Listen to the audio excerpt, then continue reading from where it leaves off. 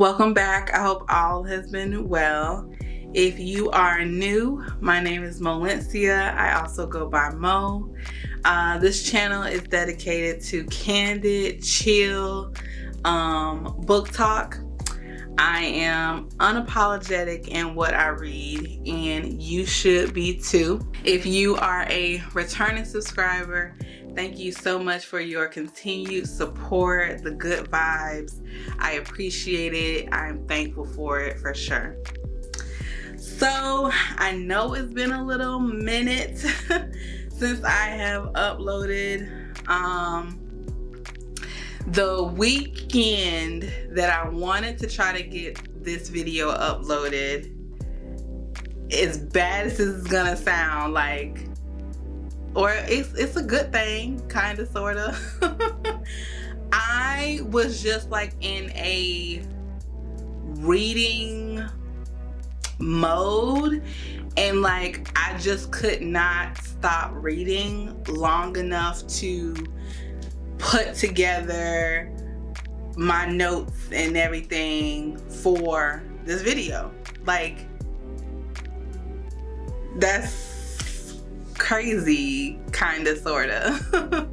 I was just like, if you guys follow me or I don't know, check in on my Goodreads page, I usually try to update my page as to what I'm reading.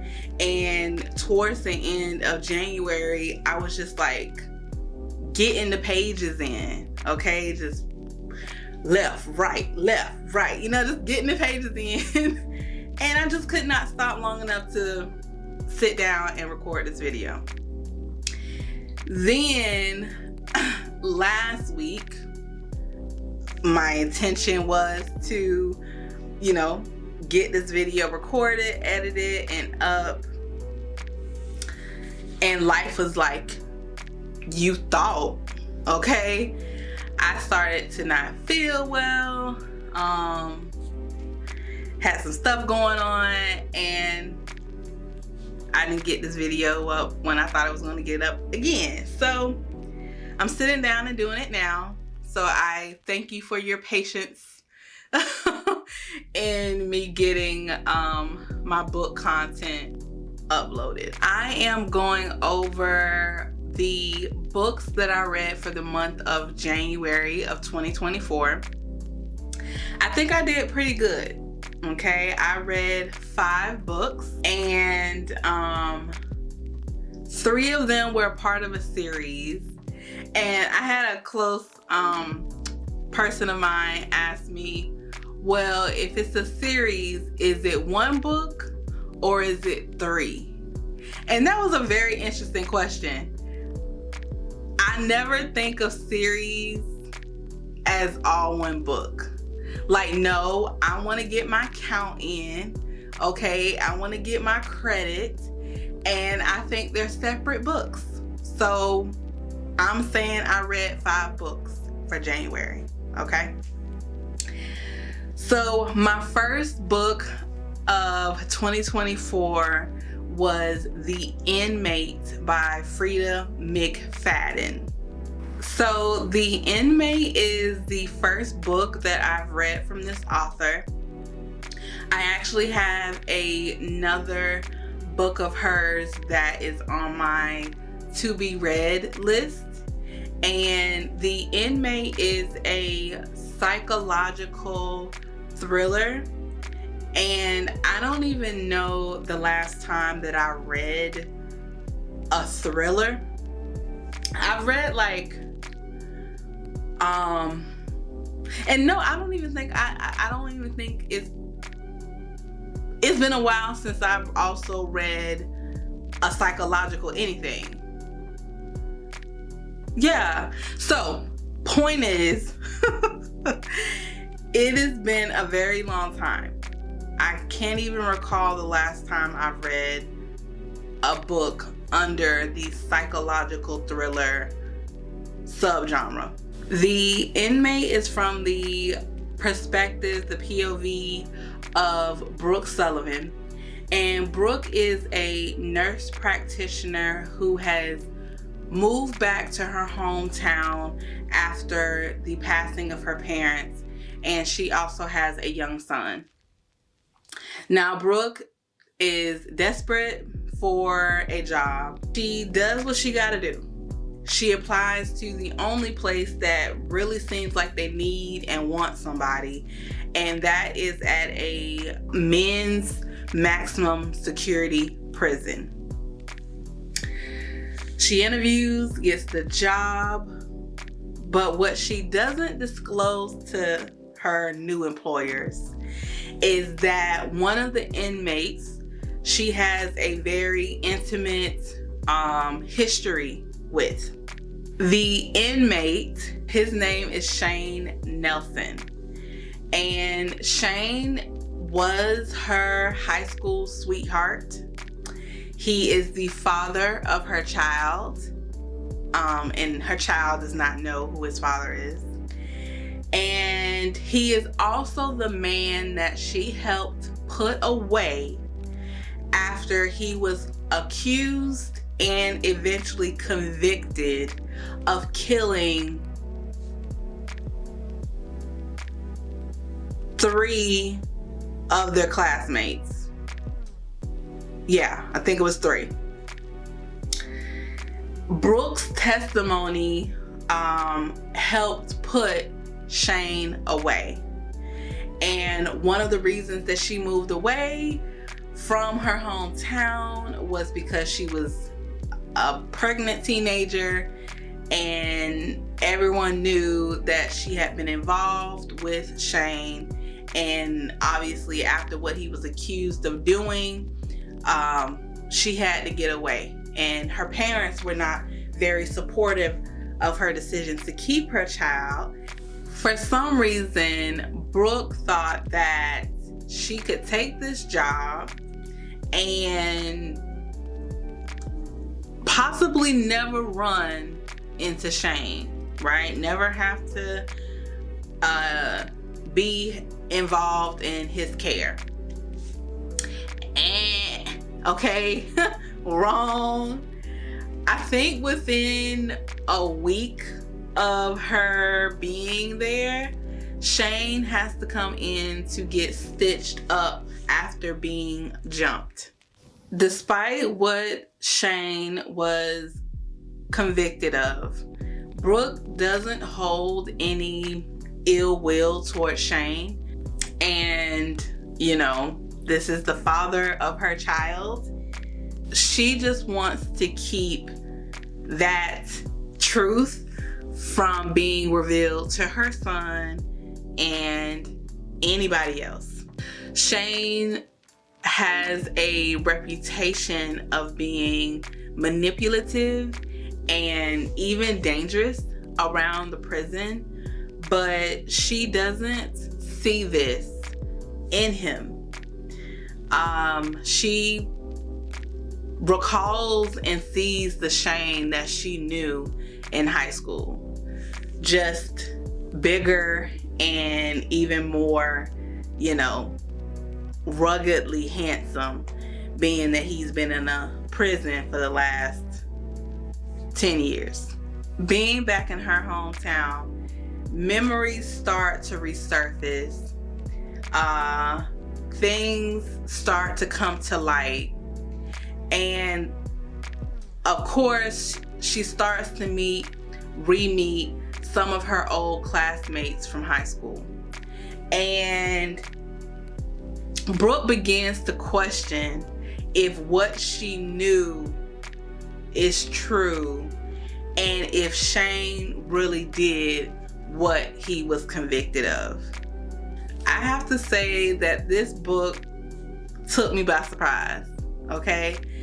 I underestimated this being a psychological thriller. I underestimated the characters, and I underestimated the author's ability to pull one over on me, okay? I was cocky. I was like, I'm gonna figure out who did it, why they did it, okay, and when they were able to do it, all right, with no problem. I was gonna put on my sleuthing hat. But I was wrong, okay? I not only found myself second guessing myself, I third and fourth guessed myself. I actually found myself laughing quite a bit, and I don't think that this was supposed to be a funny book or have any comical elements to it, but I actually found myself laughing quite a bit because I read something, think that, oh, I'm locked in, I know who did it, you know, like, and then the author would present, introduce new information, a new memory, recalled from Brooke, and I'm like, no. And this was throughout the book, okay? But in a good way. I thought the author was completely messing with my mind, okay? I'm like, she's playing games with me, and I'm enjoying it. It was a good book. I think the roles of the characters were played, written well. Brooke did kind of get on my nerve a few times during the book. There would be things that would happen, and she'd just write them off, okay? Like, there was a scene where it's nighttime, and she thinks she hears her car start, okay? She thinks she, hears the garage door let up, okay? And she proceeds to just lay back down. Like, why would you do that? Why would you do that? Okay? You have a young child in the home, okay, and you're a single woman. Get your butt up and go see what's going on. So, other than that, okay, I think that the book was very approachable. I kind of found it funny because it was just messing with my mind. The story, how things were weaving together. What I thought, I didn't. No. Does that make sense? But anyway, The Inmate, my first book of 2024, was a good one. Check it out if y'all like psychological thrillers. Apparently, McFadden writes a lot of these, and I'm definitely gonna check out her Housemaid. I think it's called Housemaid. I'm gonna check out her Housemaid series. The next book I read in January was Sunny Disposition by Deanna Gray. And I actually did a short written review of the book on my Goodreads page if you want to check that out. Sunny Disposition was a college/sports romance that had a multi-ethnic couple as its lead. I really like this take that this author did on the college sports romance. The main couple is comprised of Naomi, a funny, reliable, kind gamer girl who has dealt with a lot in her life, from emotional trauma with her mother to being homeless. Despite it all, though, she continued to see the good in every situation and continued to pursue her dream of going to college, and also just building a community online by playing games. One of the connections that she makes online is with a fellow gamer and one of her chat moderators Midquest, aka Finn. They've never met in person, but they've built a really great friendship online, and they want to take that next step and actually meet in person. Naomi and Finn make plans to meet, and after one of his hockey games, he, leaves to meet up with her, right? His friends are like, "Where are you going, bro? It's time to hang. It's time to have fun," because they've won their game. But Finn is like, "No, I'm gonna go meet this girl that I'm really into." And some sore losers from the other team jump Finn, okay? And this is like, I think what is unique about their romance is Finn gets hurt in this fight and he ends up hitting his head. Finn loses his memory. Finn's disposition changes. He becomes more stoic and kind of grumpy in his demeanor, more broody. But what hasn't changed is his want to get to know or re-know the online gamer girl that goes by Chai03, aka Naomi. This book isn't super long, and it's also part of a series, okay? But this particular book, Sunny Disposition, I devoured in like 2 days. There are those college romances where the author has the main couple, jump right in, okay, with the fleshy action. All right. And there's nothing wrong with that.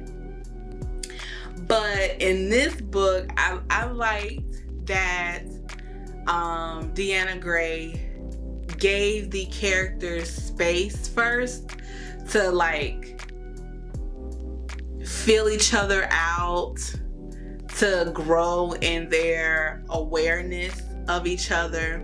Their interactions with each other seem really natural. Again, Naomi is sunny. She doesn't do well with silence. Like, she's always talking about something. She has to fill that space and feels that she has to do that more because Finn is more stoic. He comes across as more stoic and grumpy, but he has so much going on in his head that he doesn't express, but he really wants to because he really likes Naomi. As y'all know, I primarily read via the Kindle app. And one of the features that I really like on the app is where you get to see the most highlighted things or parts of a book from other readers. And while reading this book, some of the highlights were really cool to see because it just confirms for me that Finn and Naomi were a really sweet, really cool couple, and I wasn't the only one enjoying this couple and the eventual spiciness that is introduced in the book.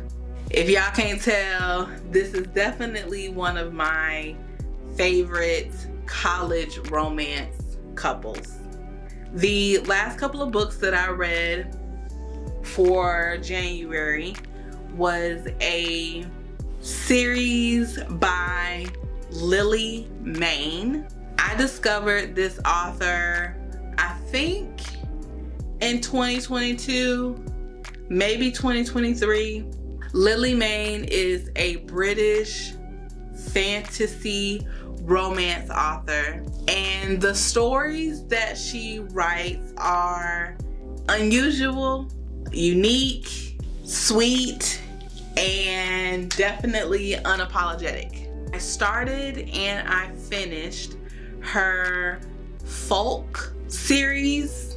This romance is a male romance fae fantasy series. 21-year-old Ash has grown up in the countryside, and growing up he was visited by the people of the woods, the folk people, and he grew close with some of them and was definitely saved on quite a few occasions from the fae. All the while growing up, he kept these visits secret from his father and his stepmother.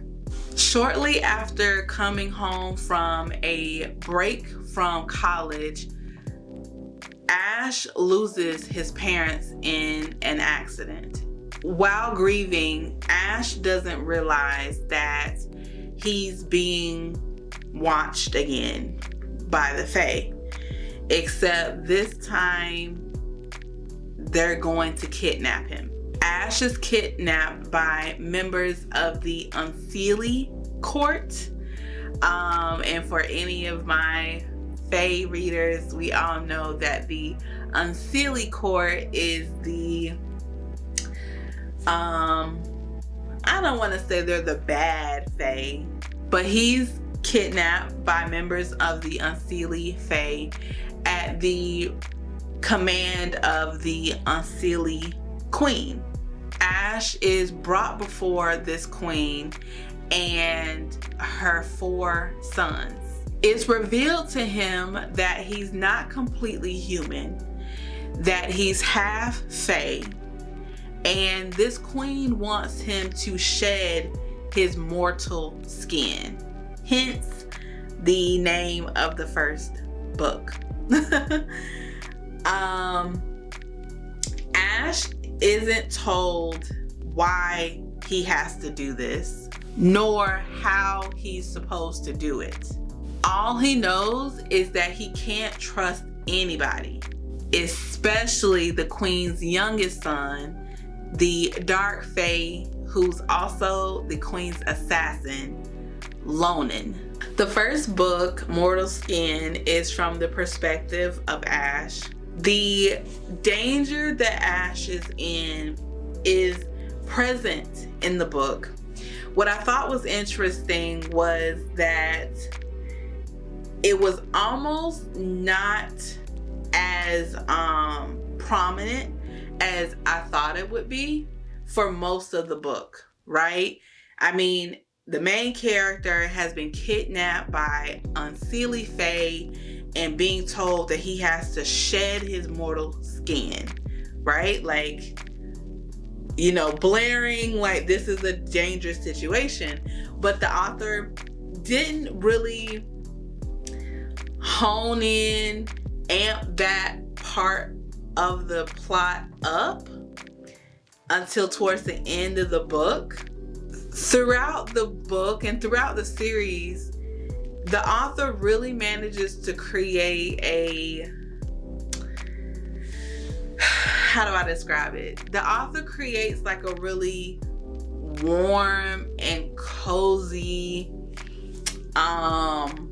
atmosphere for Ash's, you know, captivity. I mean, the duality of the situation is really interesting. Ash tries to escape several times, but eventually he decides that he's gonna try to make the best of the situation, learn as much as he can, all the while, of course, still grieving the death of his parents. But there's a part of him that kind of feels at home in the land of the fae. The author is really descriptive in Ash's day-to-day, his interactions with the other characters, also his perspective of the youngest son of the queen, Lonan.